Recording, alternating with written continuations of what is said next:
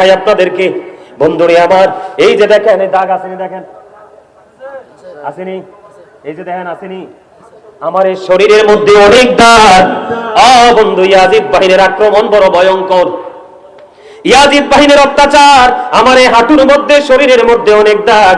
বন্ধুরে আমার, এক মাহফিলে গেলাম, নবীকে যখন বললাম নূর, কি নবীকে যখন বললাম নূর, ওই ইয়াজিদের পেটাত্তা বলতেছে ইতা নূর কোথায় পাইছুন, কি ইতা ইতা আমাত মাতে ইতা আমাত খোদাই, ইতা নূর খোদাই পাইছুন, আমি কি ইতা নূর কোরআনে পাইছি। এই কথা বলতে দেরি, এইরকম আজকের মতো একটা কোরআন শরীফ আছে, দুইটা কোরআন শরীফ ছিল, একটা কোরআন শরীফের 19 পারার মধ্যে বৃদ্ধাঙ্গুলটা ঢুকাই এইভাবে আমার বুকের সাথে লাগায় রাখলাম, আর একটা কোরআন শরীফ ছিল বন্ধু এইভাবে আমার পাশে ছিল, ওই ইয়াজিদের বংশধর একটা লাথি দিয়েছে, মাইক্রোফোন সিস্টেম সহ কোরআন শরীফ সহ বন্ধু নিচে গিয়ে পড়েছে। জোরে জোরে কন্যা নাউজুবিল্লাহ, আর জোরে কন্যা নাউজুবিল্লাহ। এটা আমার প্র্যাকটিক্যালি 2018 সালের ঘটনা, 2017 সালের ঘটনা বন্ধু, আমি নিজে চোখে দেখেছি, অবাক হয়ে গেলাম, এরাও কি আলেম, নাউজুবিল্লাহ বলেন না।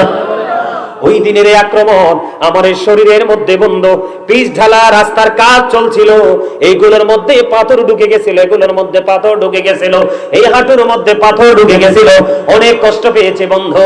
আজকের দিনে আপনারা দেখবেন, বন্ধু, মাজার ভেঙ্গে শুধু ক্ষান্ত নয়, মাজার থেকে লাশ পর্যন্ত বের করার পায় তারা। কথা বলেন না কেন, আরো জোরে বলেন। আপনি সত্য বললে আপনাকে যেই কোনো একটা ট্যাগ লাগিয়ে দেয়, ঠিক কিনা বলেন? ইয়াজিদ বাহিনী যদি সুযোগ পায় রে, ওই আমার নবীজির রওজা পর্যন্ত ভাঙতে দ্বিধা করবে না, ঠিক কিনা বলে?